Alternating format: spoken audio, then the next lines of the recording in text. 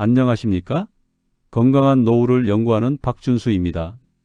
오늘 이 자리에서는 50세, 60세, 그리고 70세 이상 모든 분들의 삶의 질을 근본적으로 바꿔줄 수 있는 아주 단순하지만 강력한 습관, 바로 아침 소금물 한 잔에 대해 깊이 있게 이야기 나누려 합니다. 우리는 건강을 지키기 위해 수많은 약과 영양제를 복용하지만 정작 우리 몸의 가장 기본적인 환경, 즉 세포 속 수분과 미네랄 균형을 놓치고 있습니다. 오늘 이 강연을 끝까지 들으신다면 여러분의 만성적인 피로, 고집스러운 뱃살, 그리고 불안정한 혈당의 원인을 이해하고 그 해답이 의외로 싱거운 물이 아닌 미네랄이 살아있는 소금물 한 잔에 있었다는 것을 깨닫게 되실 겁니다. 지금부터 이 단순한 습관이 어떻게 여러분의 노화를 멈추고 활력을 되찾게 하는지 과학적인 원리와 실제 사례를 통해 자세히 설명해 드리겠습니다. 여러분, 나이가 들면서 가장 많이 듣는 말이 무엇입니까? 예전 같지 않다는 말일 겁니다. 아침에 일어나도 몸이 천근만근 무겁고 조금만 움직여도 쉽게 지치며 식사량을 줄여도 뱃살은 오히려 늘어나는 것 같습니다. 이 모든 고질적인 건강 문제의 중심에는 바로 우리 몸을 구성하는 세포의 노화와 만성적인 수분 및 미네랄 부족이 숨어 있습니다. 우리 몸의 70%는 물로 이루어져 있다는 사실은 다들 아실 겁니다. 그런데 여기서 중요한 것은 어떤 물이냐는 것입니다. 단순한 수돗물이나 정수된 물만으로는 부족합니다.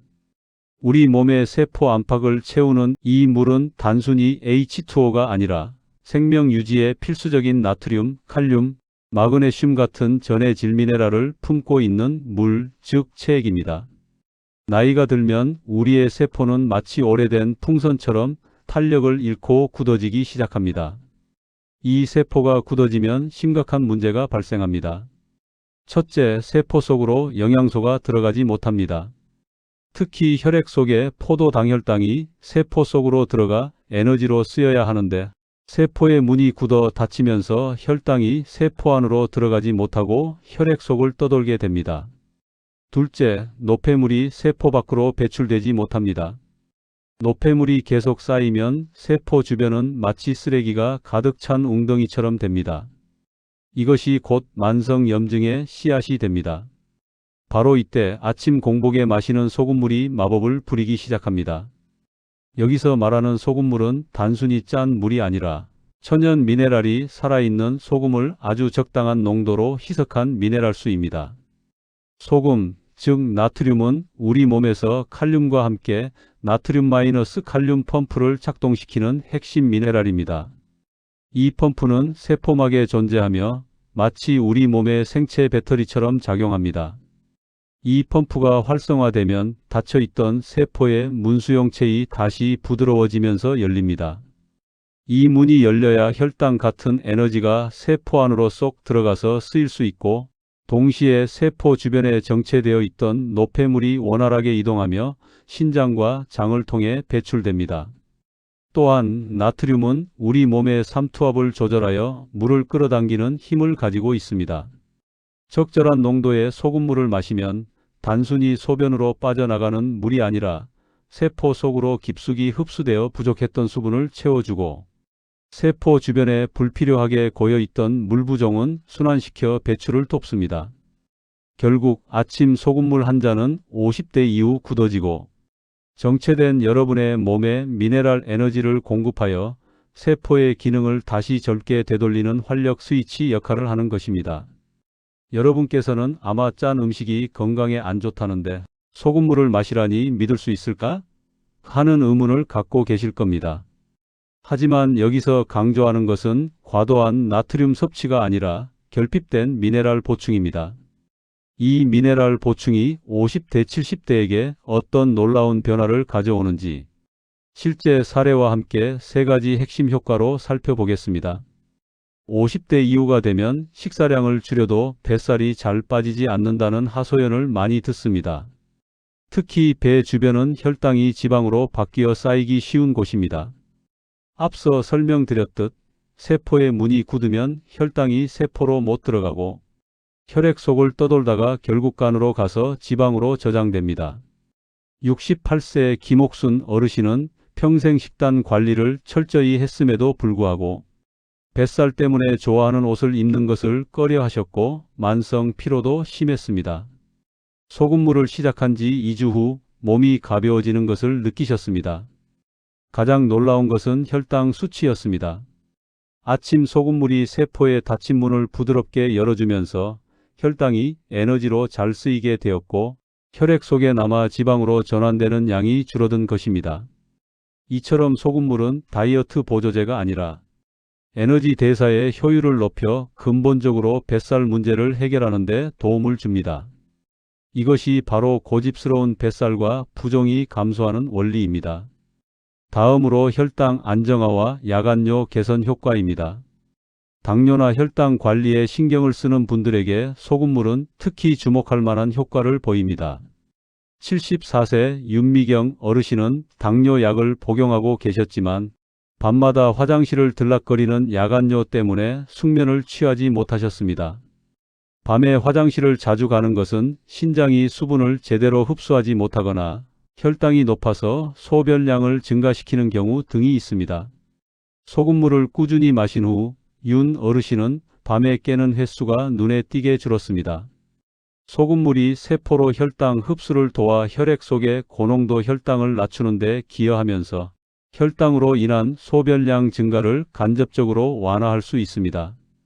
또한 우리 몸의 세포와 조직에 수분이 부족하면 신장은 부족한 수분을 채우기 위해 혈액을 과도하게 여과하게 됩니다.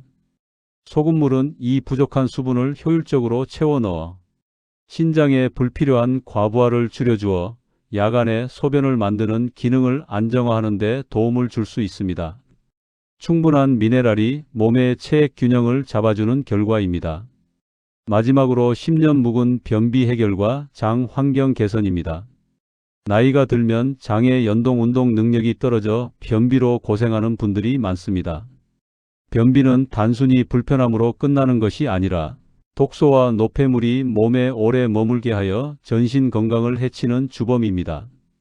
70세 목수 할아버지는 30년째 만성 변비로 고생하셨고 일주일에 2번 겨우 배변하는 정도였습니다. 이분이 소금물을 꾸준히 섭취한 후 10년 된 변비가 거짓말처럼 해결되었습니다. 소금물은 위장관 운동을 활성화하고 장내 수분을 공급하여 변을 부드럽게 만듭니다. 특히 미네랄수가 장까지 도달하여 삼투압을 조절하고 장 점막에 수분을 공급하면 굳어있던 변이 무르게 되고 장의 움직임이 활발해져 배변 활동이 원활해지는 것입니다. 또한 입안의 침샘을 자극하여 소화효소 분비를 촉진하는 효과까지 있어 소화 과정 전체를 돕습니다. 아무리 좋은 약이라도 용법과 용량을 지켜야 하듯이 소금물 역시 올바른 방법으로 섭취하는 것이 중요합니다. 특히 50대 이후는 몸의 반응이 민감하기 때문에 황금 비율과 섭취 루틴을 철저히 지켜야 합니다. 가장 이상적이고 안전하며 체내 흡수율이 높은 소금물의 황금 비율은 바로 물 200ml에 소금 1g입니다. 여기서 물 200ml는 종이컵 1컵 정도의 양입니다. 너무 차가운 물보다는 따뜻하거나 미지근한 물을 사용하는 것이 장 점막을 자극하지 않고 흡수를 돕습니다. 소금 1g은 티스푼으로 깎아서 반 정도 되는 양입니다. 이 일지은 성인 기준으로 하루 나트륨 권장 섭취량 2000mg이 약 20%에 해당하는 양이므로 아침 공복에 마시기에는 가장 이상적이고 안전한 농도입니다. 더 많이 마신다고 효과가 2배가 되는 것이 아닙니다. 오히려 과도한 나트륨 섭취는 부작용을 일으킬 수 있습니다. 소금물의 효과는 단순히 나트륨 때문이 아니라 나트륨과 함께 들어있는 다양한 미네랄 덕분입니다. 따라서 가급적 정제염보다는 미네랄 함량이 높은 소금을 사용하는 것을 권장합니다. 천일염, 죽염 또는 미네랄 함량이 높은 암염이말라야, 핑크 솔트 등을 사용하는 것이 좋습니다. 순수한 정제염은 미네랄이 거의 없어 전해질 균형에 큰 도움이 되지 못합니다. 이 루틴을 따르시면 소금물의 흡수율을 극대화하고 몸의 반응을 안전하게 이끌어낼 수 있습니다. 이 루틴은 총 5단계로 구성됩니다. 첫째, 기상 직후, 양치 후 마시는 것이 가장 좋습니다. 잠자는 동안 우리 몸은 많은 수분과 전해질을 소실했기 때문입니다. 둘째, 따뜻한 물에 완전히 녹이십시오. 계량된 소금 1g을 200ml의 따뜻한 물에 완전히 녹여야 합니다. 셋째, 천천히 머금고 마시기입니다. 입안의 점막도 미네랄을 흡수하는 통로이므로 한 번에 들이키지 말고 입안에 잠시 머금었다가 천천히 넘기는 것이 좋습니다. 이 과정이 침샘을 자극하여 소화효소 분비를 준비시키는 효과도 줍니다. 넷째, 흡수시간 주기입니다. 소금물 섭취 후 최소 30분 동안은 아무것도 먹지 마세요. 미네랄이 위장관을 거쳐 세포에 충분히 흡수될 시간을 주는 것이 매우 중요합니다. 마지막 다섯째, 적응 기간 갖기입니다. 특히 70세 이상 어르신이나 평소 싱겁게 드시는 분들은 몸이 놀랄 수 있습니다. 첫 일주일 동안은 황금 비율의 절반 약물 200ml에 소금 0.5g부터 시작하여 천천히 몸을 적응시켜 나가십시오. 저는 이 모든 좋은 효과에도 불구하고 안전이 최우선임을 강조하고 싶습니다.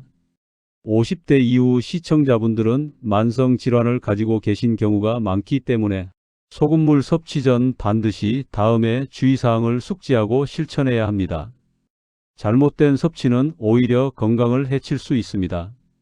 소금물 섭취를 시작하기 전에 반드시 주치의나 전문가와 상담해야 하는 3가지 경우가 있습니다.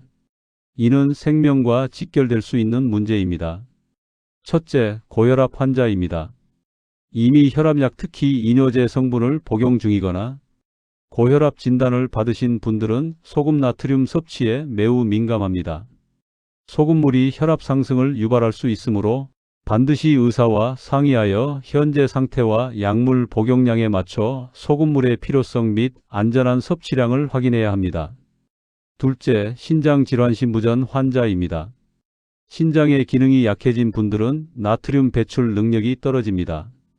소금물을 잘못 마시면 신장에 큰 부담을 주어 건강을 급격히 악화시킬 수 있습니다. 신장 질환자는 소금물 섭취를 절대 임의로 시작해서는 안 됩니다. 셋째, 심장질환 환자입니다. 심장 기능이 약해져 체액량 조절이 어려운 분들이에요. 신부전은 갑작스러운 나트륨 섭취로 인해 몸의 수분이 정체되고 부종이 심해질 수 있습니다. 또한 부작용을 막는 가장 중요한 원칙은 바로 황금 비율 준수입니다. 일부에서 소금물을 해독수라며 매우 높은 농도로 마시라고 권하는 경우가 있습니다. 이는 매우 위험하며 특히 50대 이후에는 치명적일 수 있습니다. 소금물의 농도가 너무 높으면 우리 몸은 이를 독소로 인식하고 급격하게 배출하려고 하면서 오히려 탈수를 유발하거나 위장관에 자극을 주어 설사나 구토를 유발할 수 있습니다. 또한 나트륨을 과도하게 섭취할 경우 전신 염증 수치가 높아질 수 있다는 연구 결과도 있습니다. 우리는 미네랄 균형을 맞추려는 것이지 과도한 나트륨을 주입하려는 것이 아닙니다. 반드시 물 200ml에 소금 1g이라는 안전한 황금 비율을 지켜주십시오. 마지막으로 몸의 소리에 귀 기울이셔야 합니다. 소금물을 마신 후 몸에서 다음과 같은 반응이 나타난다면 즉시 섭취를 중단하거나 양을 줄여야 합니다. 평소보다 혈압이 더 올라가는 경우, 없던 부종이 생기거나 기존 부종이 더 심해지는 경우, 지속적인 메스꺼움, 구토 또는 심한 설사를 경험하는 경우입니다. 이러한 반응은 여러분의 몸이 현재 소금물을 받아들이기 어렵거나 농도가 맞지 않는다는 강력한 신호입니다. 이럴 때는 잠시 멈추고 전문가의 조언을 구하는 것이 현명합니다. 여러분, 건강은 결코 복잡하거나 비싼 곳에 있지 않습니다. 오늘 우리가 배운 아침 소금물 한 잔이 습관은 수분과 미네랄이라는 우리 몸의 가장 근본적인 토대를 다지는 행위입니다. 50대 이후의 활력, 안정된 혈당, 그리고 가벼워진 몸을 원하신다면 오늘 제시해드린 황금 비율과 주의사항을 바탕으로 이 단순하고도 강력한 습관을 시작해 보십시오. 여러분의 건강한 노후를 진심으로 응원합니다. 감사합니다.